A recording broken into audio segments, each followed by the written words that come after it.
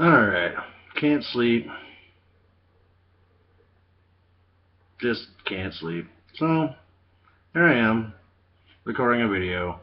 And this one is off the cuff because it's a little bit crazy, and bear with me. I sit here and think about two things that seem to be kind of laced together in this crazy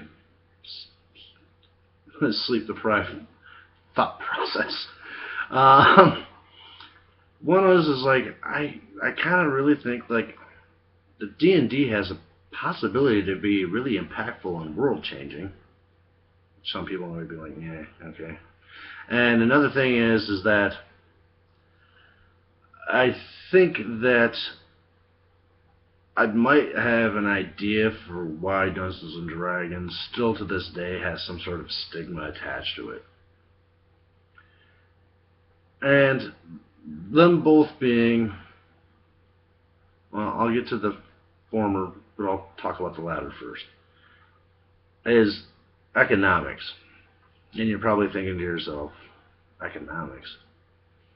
How can economics be related to a stigma of a role-playing game? Well, bear with me as I try to bring you along on this little diluted tangent of mine. So, here it is. We live in a world where it's a global economy, and the self-made man is respected and admired, but also to a point that it's a detriment to our souls as individuals to being normal, functioning, humanistic people.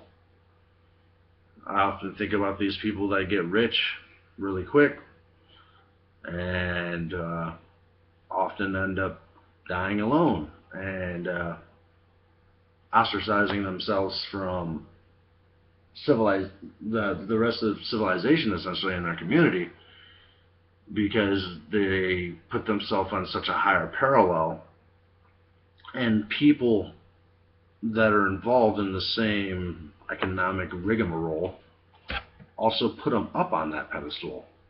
You know, they become admired because they just have a lot of money and a lot of wealth and a lot of, I suppose, along with that, power.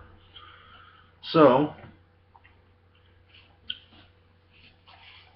you can look at that and see that there's already a distinction between, well, not distinction, but maybe some sort of a correlation of the fact that Dungeons and Dragons is a group game, and the mentality of Americans, as far as I see it anymore, and this is always my humble opinion, you know, my channel being what it is, not much of anything, really,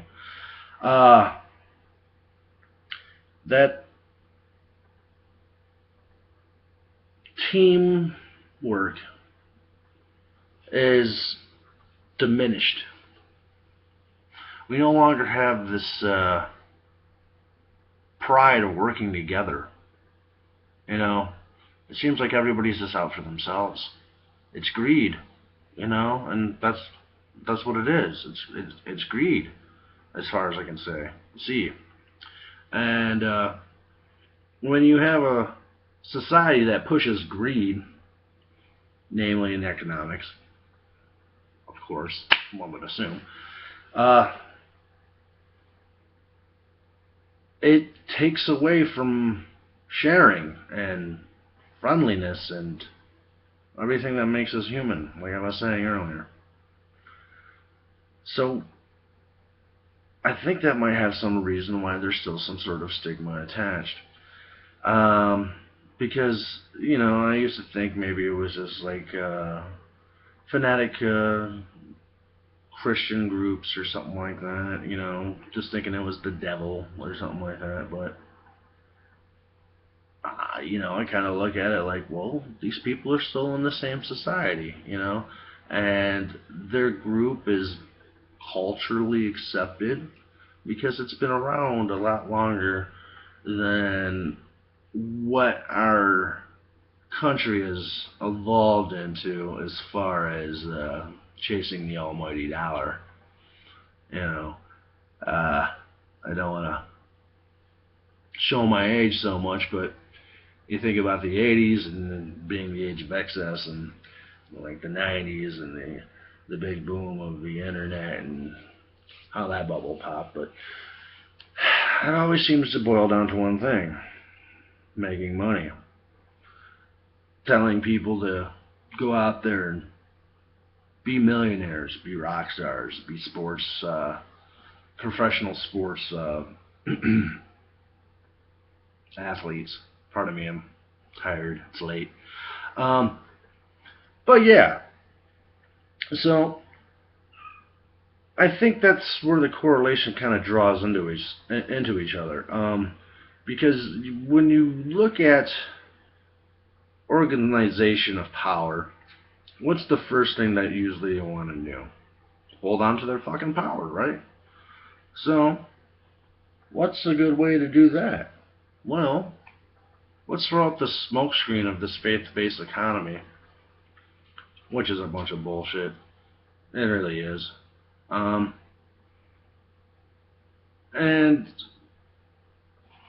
take that and use it as a means to segregate everybody to work against each other. Because in that case, some people may be able to rise to the upper echelons of super rich status. We're talking like the tycoons and such, the bank owners and the oil barons and any facet of tycoons.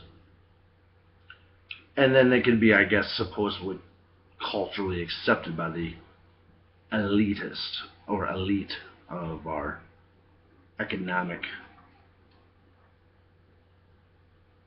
tree, I suppose would be the word.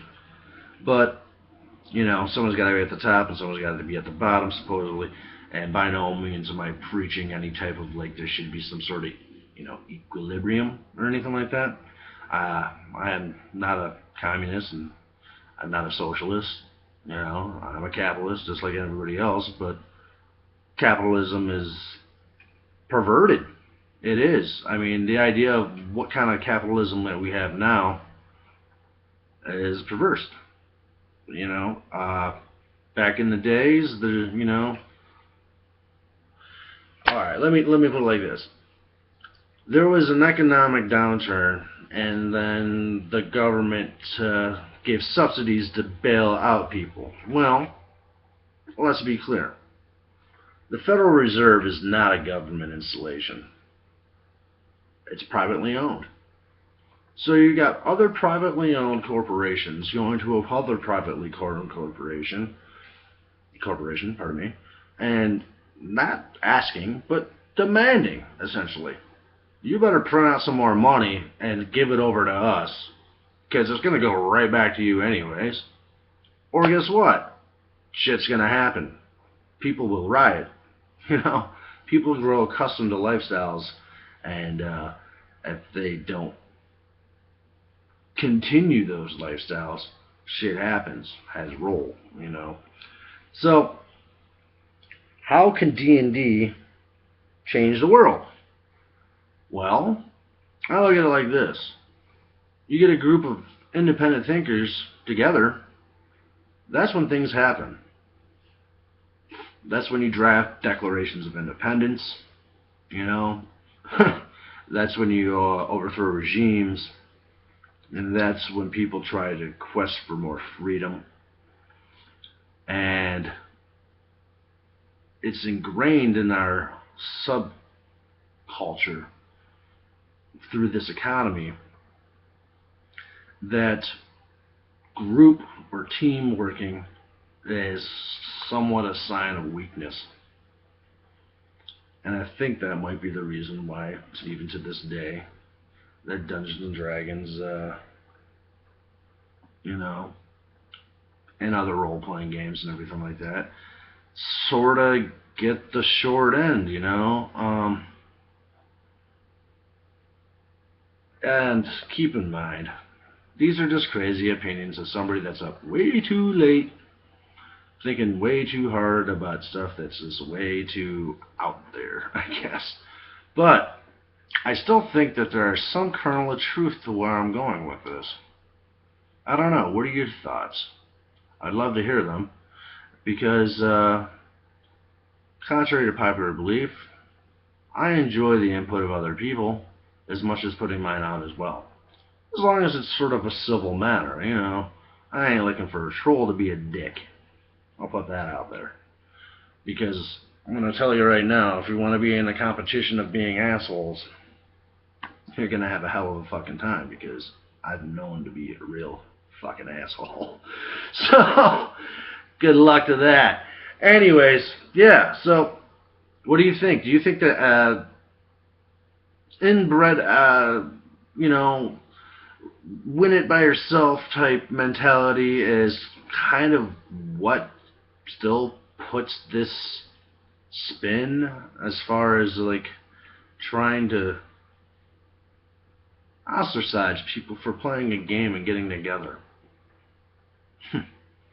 Like I said, it's just a theory, but I think I might have some sort of base of reality to work with. What do you think? I don't know. Send me a vid, tag me, write in the comments. If you like me, subscribe. If you want to share my craziness, go ahead. I'm just going to throw it out there. My shit, I do this just to socialize, mostly, mainly. Show off some of my stuff that I play around with, some of the crap I make, some of my ideas, etc. So, it's not like I'm trying to do this to make any money, because wouldn't I be the biggest fucking hypocrite on the goddamn planet going off about a big fucking tangent of economics, and I'm just gonna say, click, subscribe, so I can make a fucking dime or a quarter. You know, whatever. Alright guys, thanks for watching. Hope you enjoyed.